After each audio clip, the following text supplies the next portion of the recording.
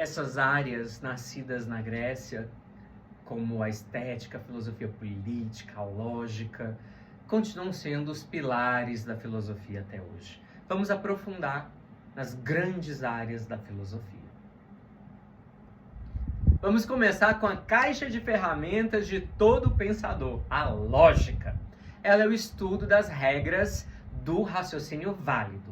Seu grande organizador foi Aristóteles. E as perguntas centrais da lógica são: o que faz um argumento ser válido? Como podemos identificar uma falácia? A lógica trabalha com conceitos como premissas e conclusão, dedução, indução e as famosas falácias. Por que a lógica é crucial hoje? Por quê? Para não cair em fake news, para programar, para argumentar. A lógica é muito útil até hoje, principalmente a lógica simbólica, a matemática. Segundo grande tema filosófico, segunda grande área é a epistemologia. Como sabemos o que sabemos? A epistemologia, ou teoria do conhecimento, trabalha com uma pergunta central e audaciosa. Como sabemos o que sabemos? Quais são as fontes e os limites do nosso conhecimento? Historicamente, tivemos duas grandes correntes. Os racionalistas de um lado, e aí temos Platão, René Descartes, e os empiristas do outro lado. Temos Aristóteles, John Locke, David Hume, Francis Bacon. Numa era de excesso de informação, a epistemologia nos ensina a perguntar: qual é a evidência? Essa fonte é confiável? Agora entramos no campo mais fundamental, a metafísica. O nome significa além da física, aquilo que está para além da natureza. E as perguntas da metafísica são as mais radicais. O que é a realidade em sua essência? O que é o tempo? O que é a consciência? Seus conceitos são ser, existência, essência, substância. Está por trás de debates sobre inteligência artificial, o sentido da vida e a natureza do universo. Uma outra grande área é a epistemologia, que tem uma pergunta muito audaciosa: como sabemos o que sabemos? A epistemologia também é chamada de teoria do conhecimento. E ela se pergunta quais são as fontes e os limites do nosso conhecimento. Historicamente, tivemos duas grandes correntes. De um lado, os racionalistas, aí representados por nomes como Platão, René Descartes, e os empiristas de outro lado, bem representados por Aristóteles, John Locke, David Hume, Francis Bacon. Numa era de excesso de informação, a epistemologia nos ensina a perguntar: qual é a evidência? Essa fonte é confiável? E, como um grande expositor de uma síntese entre essas duas correntes, nós temos Immanuel Kant, que vai elaborar o criticismo. E vai falar sobre conhecimentos que são vindos a partir de uma análise a priori e também a posteriori da experiência sensível.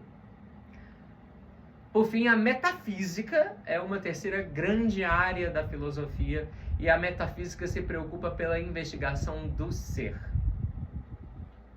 O nome metafísica significa exatamente isso: além da física. Uma outra grande área é a ética. A ética é a bússola humana, ou uma filosofia moral. Se a metafísica pergunta o que é, a ética pergunta o que devo fazer. O que eu devo fazer? A ética busca definir o que é o bem, a virtude e o dever. Aristóteles, por exemplo, falava da virtude como um equilíbrio entre dois extremos, enquanto Kant falava sobre o dever moral, o imperativo moral categórico. Haja de tal modo que a máxima da tua ação se torne uma lei universal.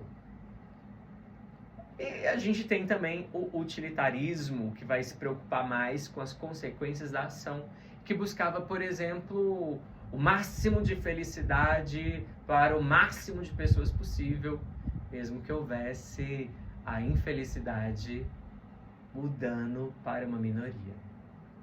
Hoje, a ética é muito mais necessária do que nunca. A ética aparece na bioética, na ética ambiental, na ética dos negócios. Então a gente precisa entender melhor sobre a ética nas nossas relações interpessoais, nas relações entre países, entre nações. E por fim, vamos entender bem sobre a filosofia política como uma grande área da filosofia. A filosofia política trata da construção da sociedade. Da ação individual, nós vamos parar numa ação coletiva. E as suas questões centrais são: o que é uma sociedade justa? Qual é a legitimidade do poder? O que são liberdade e igualdade? Platão, em A República, imaginou uma cidade ideal, na qual os filósofos governavam, os guerreiros guerreavam e os trabalhadores trabalhavam. Aristóteles, por sua vez, nos definiu como zoon politikon, animais políticos, que se realizam em sociedade. Na modernidade, pensadores como Thomas Hobbes, John Locke, Jean-Jacques Rousseau criaram a teoria do contrato social, justificando o porquê nós constituímos o Estado.